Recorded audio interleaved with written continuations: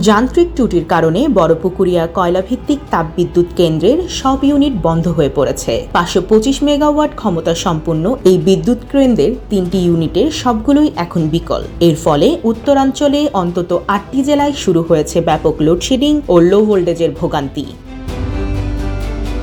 গত বৃহস্পতিবার থেকে 3 নম্বর ইউনিটে ত্রুটি দেখা দেয়, আর রবিবার রাত থেকে বিকল হয়ে যায় 1 নম্বর ইউনিটের বয়লারও। এর মধ্যেই 2 নম্বর ইউনিট দীর্ঘদিন ধরে বন্ধ রয়েছে।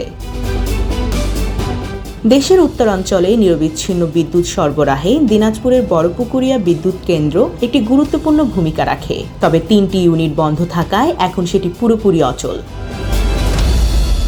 তাপবিদ্যুৎ কেন্দ্রের প্রধান প্রকৌশলী আবু বকর সিদ্দিক জানিয়েছেন, 3 নম্বর ইউনিট গত বৃহস্পতিবার বিকেল থেকে এবং 1 নম্বর ইউনিটের বয়লারে টিউব ফেটে যাওয়ায় রোববার রাত থেকে বিদ্যুৎ উৎপাদন বন্ধ রয়েছে।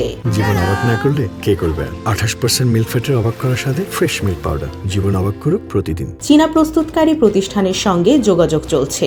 1 সপ্তাহের মধ্যে 1 নম্বর ইউনিট সচল করা যেতে পারে। তবে 3 নম্বর ইউনিট চালু হতে সময় লাগবে অন্তত 3 মাস। এদিকে নেস্কো রংপুর অঞ্চলের প্রধান প্রকৌশলী আশরাফুল ইসলাম মণ্ডল বলেন, বড়পুকুরিয়া থেকে বিদ্যুৎ সরবরাহ বন্ধ থাকায় জাতীয় গ্রিডে ঘাটতি দেখা দিয়েছে। ফলে বিকল্প এলাকা থেকে বিদ্যুৎ আনতে হচ্ছে, যার ফলে দেখা দিয়েছে ঘন ঘন লোডশেডিং।